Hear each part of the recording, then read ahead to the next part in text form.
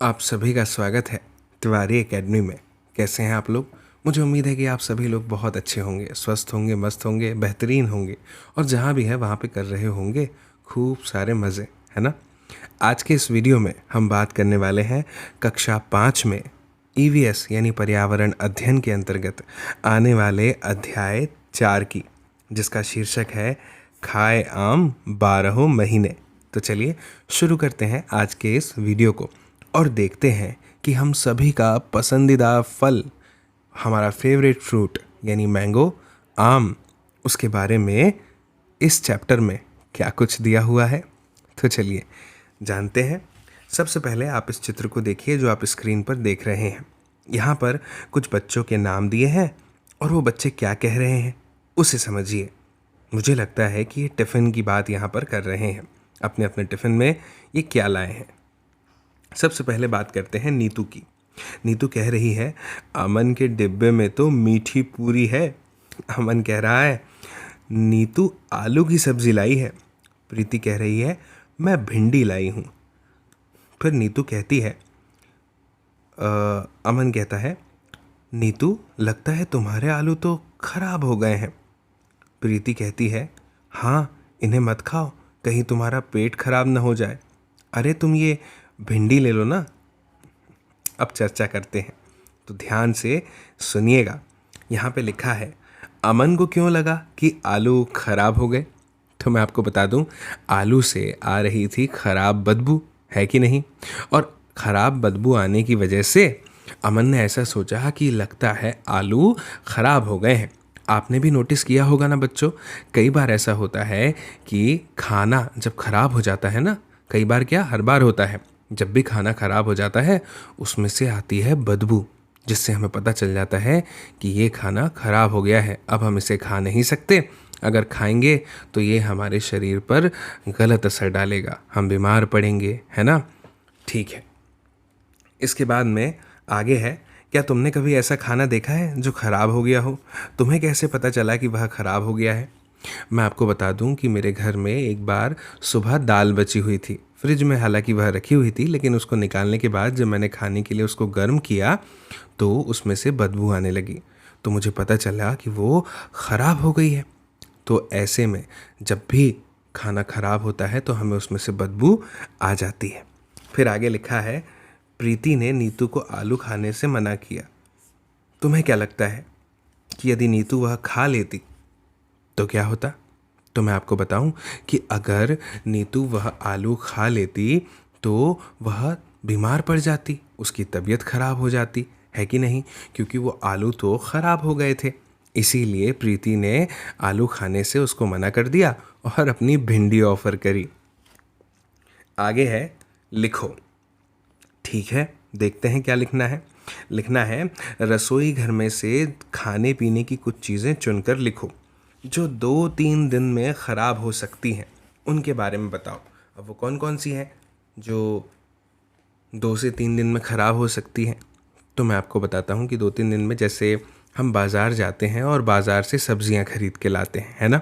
उन सब्ज़ियों में कुछ ऐसी हरी सब्ज़ियाँ भी होती हैं जिन्हें हम 2 से 3 दिन से ज़्यादा नहीं रख सकते, है ना, क्योंकि वो 2 से 3 दिन के बाद में हो जाती हैं ख़राब। जैसे मैं आपको एक उदाहरण दूँ, पालक। पालक आपने देखा होगा घर पे जब भी लाया जाता है तुरंत बना दिया जाता है ना। या तो आज ज़्यादा से ज़्यादा देर हुई तो कल फ्रिज में रख के। ऐसा कभी नहीं होता कि पालक हम लाए हैं फ्रिज में रख दिया और 1 हफ्ते 2 हफ्ते बाद उसे बना रहे हैं, है ना। ऐसा ही आप दूध के बारे में भी जानते हैं, है ना। दूध भी 2 दिन से ज़्यादा नहीं चलता, है ना, फट जाता है। दूध तो तुरंत जब आता है तभी उसे उबाल लिया जाता है ना। ठीक है, इसके बाद में आगे लिखा है ऐसी खाने पीने की चीज़ें जो हफ्ते भर तक ख़राब नहीं होती। भाई जैसे ही मैं ये सुनता हूँ ना कि कोई ऐसी चीज़ बताओ जो हफ्ते भर तक ख़राब नहीं होती, तो सबसे पहले जिन सब्जियों का नाम मेरे दिमाग में आता है वो है लहसुन, आलू और प्याज। मैंने इनको हफ्ते तक चलते हुए देखा है, ठीक है ना। इसके अलावा मैं आपको बता दूं, बेकरी में बनाए जाने वाले सामान जैसे कि आपके बर्थडे पे कट किए जाने वाला केक, ये भी 1 हफ्ते तक ख़राब नहीं होता है। फिर आगे लिखा है महीने भर तक ख़राब जो चीज़ें नहीं होती उनके बारे में बताओ। अब भाई जैसे ही हमने देखा कि 1 महीना, हमारे दिमाग में ख्याल आया कि भाई 30 दिन की बात हो रही है। अब अगर 30 दिन तक की कोई चीज़ टिकी हुई है तो या तो वो चाय पत्ती हो सकती है, या फिर वो हो सकता है आटा, अगर उसमें नमी ना लगे तो, है ना, या फिर वो हो सकती है शक्कर, हो सकता है घी, हो सकता है तेल, हो सकते हैं मसाले जैसे गरम मसाला, मिर्च, हल्दी, ये सब। आप जानते हैं ना कि ये 1 महीने में ख़राब नहीं होते। ठीक है। इसके बाद आगे लिखा हुआ है कि अपने दोस्त की सूची देखो और उस पर चर्चा करो। अब ये काम तो आपको ही करना है ना। हालांकि मैं आपको बता दूं, मैंने अपने एक दोस्त की सूची देखी थी, उसने भी लगभग लगभग वही सब सामान लिखे थे जो मैंने लिखा था। ठीक है ना। आगे है, क्या तुम्हारी सूची हर मौसम में यही रहेगी, और अगर नहीं तो उसमें क्या बदल जाएगा। तो मैं आपको बताता हूँ, हर मौसम में तो ये सूची नहीं रहने वाली। मौसमों के अनुसार चीज़ें बदलती रहती हैं। आपको पता होगा कि गर्मी के मौसम की अगर बात करें तो उसमें क्या होता है भाई, सुबह का खाना शाम तक भी ख़राब हो जाता है, दोपहर तक भी, है ना, अगर फ्रिज में नहीं रखा प्रॉपर कूलिंग के अंदर तो, है ना। सर्दी की बात करें तो सर्दी यानी ठंड के मौसम में खाना उतनी जल्दी ख़राब नहीं होता, है ना, ये आप जानते हैं। तो इसीलिए हम कह सकते हैं कि हमारी यह सूची नहीं रहेगी, मौसम में बदलते रहेगी। फिर आगे है, तुम्हारे घर पर खाना ख़राब हो जाता है तो तुम उसका क्या करते हो। तो मैं आपको बता देता हूँ कि मैं उसका क्या करता हूँ। ठीक है। जो खाना ख़राब हो जाता है उसको कूड़ेदान में फेंक दिया जाता है। ठीक है। इसके बाद में लिखा है, बीजी ने लौटाई ब्रेड। यहाँ पे लिखा है कि अमन की बीजी बाजार से ब्रेड लेने गई। दुकान पर काफ़ी भीड़ थी। जल्दी में दुकानदार ने ब्रेड का एक पैकेट दिया, पर बीजी ने पैकेट देखकर उसे लौटा दिया।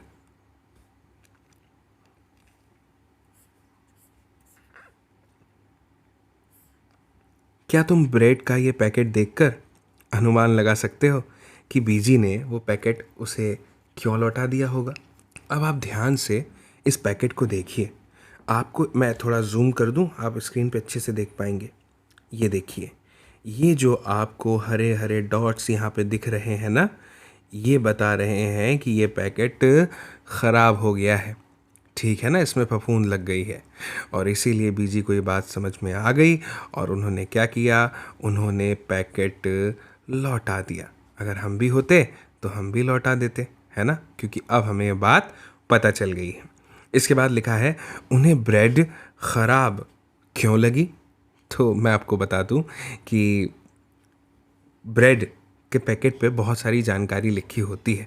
ये भी लिखा होता है कि इसे किस तारीख तक के उपयोग किया जा सकता है, और उसके बाद में ब्रेड ख़राब हो जाती है, उस तारीख के बाद इसे उपयोग में नहीं लाया जाना चाहिए। और भी ये सब हरे हरे धब्बे देखे होंगे उन्होंने, और उन्हें ये ब्रेड ख़राब लगी होगी। आगे लिखा है, पता करो, खाने की किन्हीं 2-3 चीज़ों के पैकेट को देखो। उससे क्या होगा, पैकेट पर दी गई जानकारी से हमें क्या क्या पता चलता है। पैकेट पर जो जानकारी दी है उससे हमें ये पता चलता है कि जिस दुकान से हम वो पैकेट खरीद रहे हैं खाने की चीज़ का, वो दुकानदार हमें वो अधिकतम कितने रुपयों में दे सकता है। वहाँ पे लिखा होता है MRP यानी मैक्सिमम रिटेल प्राइस। इसके बाद में हमें ये पता चलता है कि उस पैकेट के अंदर जो खाने पीने का सामान है वो किस तारीख को बनाया गया है। वहाँ लिखा होता है MFD यानी मैन्युफैक्चर डेट। इसके बाद में हमें ये पता चलता है कि ये पैकेट जो हम अभी ले रहे हैं, जिसमें खाने पीने की चीज़ है, सामान है, इसका उपयोग हम कितनी तारीख तक कर सकते हैं, क्योंकि पैकेट में लिखी होती है एक्सपायरी डेट। इसके अलावा उस पैकेट में ये सब भी लिखा होता है कि जो खाने का सामान हम खरीद रहे हैं, जो उस पैकेट के अंदर है, वो किन किन चीज़ों से मिल कर के बना हुआ है। आपने देखा होगा पैकेट में कितनी सारी जानकारी दी होती है ना। ये सब चीज़ें उसमें लिखी होती हैं। इसके अलावा कंपनी का नाम लिखा होता है, कंपनी का लोगो होता है, कई बार एड्रेस भी लिखा होता है कि ये कहाँ पे तैयार हुआ है। ठीक है। फिर आगे लिखा है, जब तुम बाज़ार से कोई सामान खरीदते हो तो पैकेट पर लिखी कौन सी जानकारी देखते हो। तो मैं जब बाज़ार से कोई भी सामान खरीदता हूँ तो 3 चीज़ें देखता हूँ। प्राइस क्या है, मुझे कितने का पड़ा, दूसरा मैन्युफैक्चर डेट कब बनाई है, और तीसरा देखता हूँ एक्सपायरी डेट कि ये कब एक्सपायर होने वाला है। कहीं ऐसा तो नहीं कि एक्सपायर हो गया और हम एक्सपायर पैकेट खरीद रहे हैं, है ना। ठीक है। इसके बाद में आगे है, खाना कैसे होता है ख़राब। चलिए इस वाले बिंदु को मैं पढ़ता हूँ, आप भी ध्यान से सुनिएगा और समझिएगा। यहाँ लिखा है एक प्रयोग। पूरी कक्षा मिलकर ये प्रयोग करें। रोटी या ब्रेड के एक टुकड़े पर पानी की कुछ बूंदें डालकर एक डिब्बे में बंद कर दो। कुछ दिन तक ब्रेड को रोज देखो जब तक तुम्हें ब्रेड पर कुछ बदलाव न दिखे। दी गई तालिका को चार्ट पर बनाओ और पूरी कक्षा में चर्चा करने के बाद उसे रोज भरो। ठीक है, अब हमारे सामने आ गई है ये तालिका। तो भाई अब जब आप प्रैक्टिकल करेंगे तब आपको पता चलेगा कि यहाँ पे इस तालिका में आपको क्या क्या भरना है। ठीक है ना। जैसे सबसे पहले तो ब्रेड की बात करें तो वो एकदम नर्म लगेगी आपको, है ना, गंध में भी एकदम सामान्य ही रहेगी, और हैंडलेस से देखने में भी वो आपको लेंथ से अगर देखेंगे तो उसमें कोई परिवर्तन खास तौर पर दिखाई नहीं देगा, रंग में भी कोई परिवर्तन दिखाई नहीं देगा। लेकिन ठीक जब दिन बढ़ जाएंगे तो फिर ऐसी कहानी हो जाएगी कि वो ब्रेड जो है अब आपको छूने से है मुलायम नहीं लगेगी, गंध भी उसकी सामान्य नहीं होगी, और लेंस से जब आप उसको देखेंगे तो आपको उसमें फफूंद नज़र आएंगे और रंग में परिवर्तन हो चुका होगा, हरे हरे धब्बे दिखने लगेंगे जहां आपने पानी की बूंद डाली थी। ठीक है ना। मुझे उम्मीद है कि आप समझ रहे होंगे। इस तरीके से आप यहाँ पे लिख सकते हैं। यहाँ लिखा है पता करो इस बदलाव का क्या कारण हो सकता है। ब्रेड पर फफूंदी कहाँ से आई होगी? तो मैं आपको बता दूं कि ब्रेड जब ख़राब हो गई, सड़ गई, तो ये फफूंद आई है उसमें, है ना। मैं आपको बता दूं कि हवा में क्या होता है ना, बहुत सारे जीवाणु रहते हैं जो तैरते रहते हैं। अब वो क्या होता है, हवा के साथ ब्रेड पर आ जाते हैं नमी की वजह से, और इस वजह से ब्रेड जो है वो सड़ जाती है, ख़राब हो जाती है और उस पर लग जाती है फफूंदी। समझ गए आप। इसके बाद लिखा है अलग अलग खाना कई तरह से ख़राब हो सकता है। कुछ खाना जल्दी ख़राब होता है तो कुछ देर में।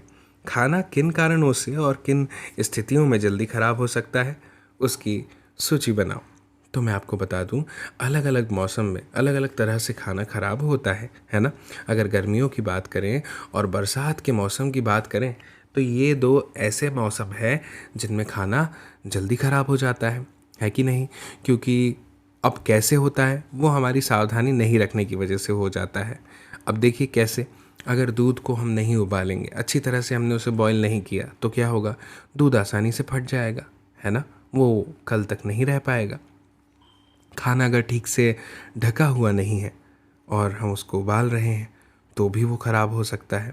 हरी सब्जियां जो है उनको अगर आप ऐसी जगह पे रखोगे जहाँ का तापमान अधिक है, यानी गर्म जगह है, तो भी क्या होगा कि वो ख़राब हो जाएगा।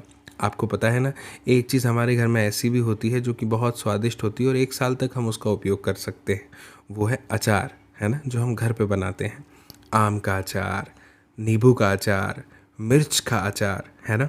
तो अचार में भी अगर अचार को भी हमने नहीं बचाया किस चीज़ से, नमी से, नम वातावरण से, तो उसमें वो भी जो है ख़राब हो जाएगा, उस पर भी फफूंद लग सकती है, याद रखिएगा। ठीक है ना।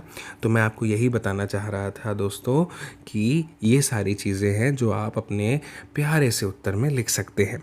इसके बाद में आगे है, दी गई तालिका में एक तरफ खाने की कुछ चीज़ों के नाम हैं और दूसरी तरफ उन्हें 1-2 दिन तक खराब होने के से बचाने के कुछ घरेलू उपाय। अब खाने की चीज़ों का उनके उपाय से लाइन बना करके मिलान करो, यानी हमें सही जोड़ी मिलानी है। चलिए प्रयास करते हैं, देखते हैं, है ना। अब आगे लिखा है दूध। तो दूध को मैं बताऊं कि क्या आप एक कटोरे में डालकर पानी के बर्तन में रखते हैं? नहीं नहीं। दूध को क्या आप गीले कपड़े में लपेट कर रखते हैं? नहीं। दूध को क्या आप उबालते हैं? हाँ, ये बात बिल्कुल सही है, दूध को उबालते हैं। इसके बाद है पके हुए चावल। पके हुए चावल को क्या करते हैं? एक कटोरे में डालकर पानी के बर्तन में रखते हैं, गीले कपड़े से लपेट कर रखते हैं, या फिर खुले में रखते हैं नमी से बचाकर। तो इसमें आप लिख सकते हैं एक कटोरे में डालकर पानी के बर्तन में रखते हैं।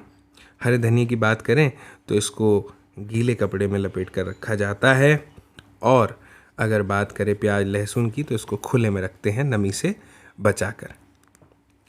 अब आगे है, चिट्टी बाबू और चिन्ना बाबू ने बनाया मामी डी तांड्रा। तो चलिए मैं पढ़ता हूँ, आप ध्यान से सुनिएगा, समझिएगा कि ये क्या है। तो दोस्तों बात ये है कि चिट्टी बाबू और चिन्ना बाबू आंध्र प्रदेश के आत्रेयपुरम गांव में रहते हैं।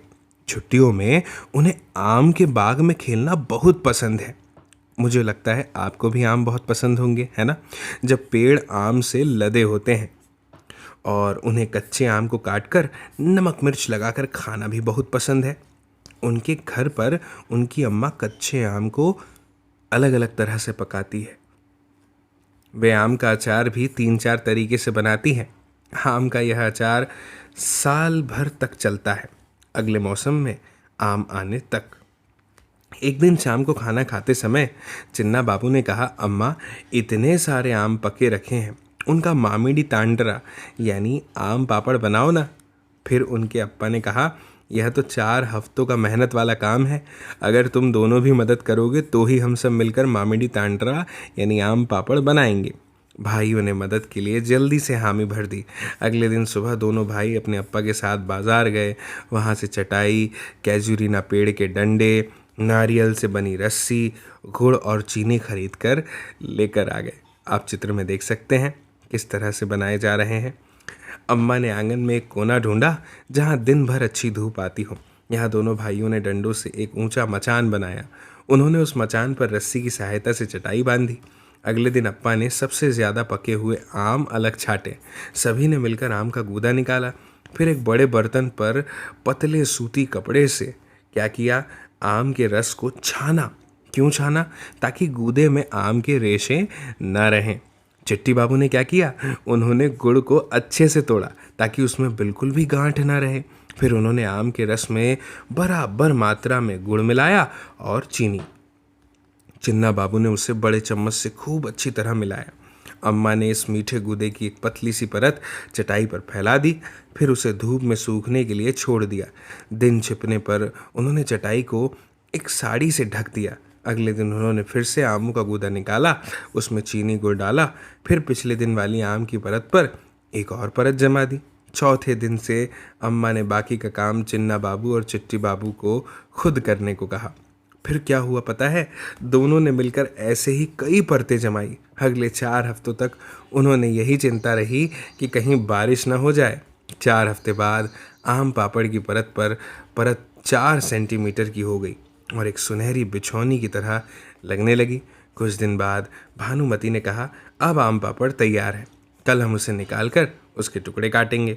अगले दिन उन्होंने आंगन में मचान पर से चटाई हटाई, आम पापड़ की परत को छोटे टुकड़ों में काटा और अपना बनाया हुआ आम पापड़ चखा। चिन्ना बाबू बोले, वाह मज़ा आ गया, आखिर अपना हाथ भी तो लगा है इसमें, है ना? अब देखिए यहाँ पर कुछ चीज़ें हैं जो हमारे सामने कही गई हैं। कहा है कि लिखो। क्या है? यहाँ पर लिखा है कि आम के गूदे में गुड़ और चीनी मिलाकर धूप में क्यों सुखाया जाता है। तो देखिए मैं आपको बता दूं, आम पापड़ अगर बनाना हो, जिसे कहा जाता है मामिडी तांड्रा, तो उसे बनाने के लिए आम के गूदे में गुड़ और चीनी मिलाकर उसे सुखाया जाता है। फिर लिखा है, बाबा ने आम पापड़ बनाने के लिए सबसे पके हुए आम पहले क्यों छाटे। तो मैं आपको बता दूं कि पके हुए जो आम होते हैं ना, उनमें एक चीज़ की कमी होती है, वो होता है रेशा, जिसे अंग्रेज़ी में कहते हैं फाइबर। ठीक है ना? इसीलिए उन्होंने ऐसा किया। फिर आगे है, तुम्हारे घर में कच्चे व पके हुए आम से क्या क्या बनाते हैं। तो मैं आपको बता दूं कि मेरे घर में कच्चे और पके आम से बहुत सारी चीज़ें बनती हैं, जैसे कि आम का अचार, मुरब्बा, आम का रस और भी बहुत कुछ। फिर आगे लिखा है, तुम्हें कितनी तरह के अचार के बारे में पता है? सूची बनाओ तथा कक्षा में साथियों से उस पर बातचीत करो। मेरे पास तो भाई ये सूची में लिखने के लिए बहुत सारे नाम हैं।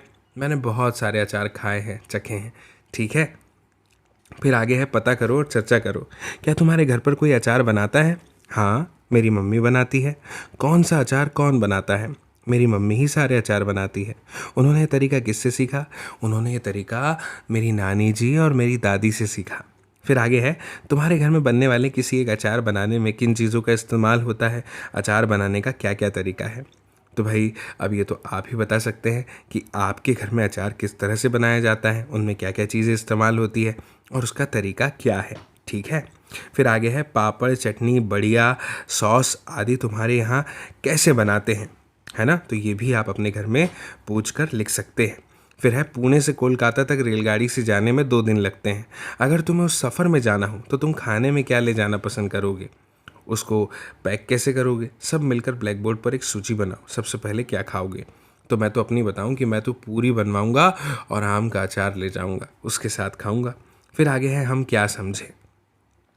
शीशियों में अचार रखने से पहले शीशियों को धूप में सुखाया जाता है। क्यों? क्योंकि अगर शीशी में थोड़ी नमी रह जाए ना तो पूरा का पूरा अचार खराब हो सकता है। फिर आगे है आम को पूरे साल चलाने के लिए उसका अचार, आम पापड़, चटनी, टॉफ़ी, रस आदि कई चीज़ें बनाते हैं। कुछ और खाने की चीज़ों के नाम लिखो जिन्हें लंबे समय तक चलाने के लिए उनसे अलग अलग तरह की चीज़ें बनाते हैं। मुझे उम्मीद है कि ये काम आप ज़रूर करेंगे, बखूबी करेंगे, है ना। अब मैं आपसे ये कहना चाहता हूँ कि अगर ये वीडियो आपको पसंद आया है तो आप अभी इस वीडियो को शेयर कर दीजिए अपने दोस्तों के साथ, ताकि वे लोग भी इसे देख पाएँ, उन्हें भी मज़ा आएगा, है ना। और बाकी इसके पहले के वीडियोस आपने नहीं देखे हैं तो आप हमारे चैनल की प्लेलिस्ट में जाकर उन वीडियोस को भी अभी देख सकते हैं, ठीक है ना। और हमारी फिर जल्द ही मुलाकात होगी अगले नए वीडियो में, नई जानकारी, नए अध्याय के साथ। तब तक के लिए आप सभी को मेरा नमस्कार।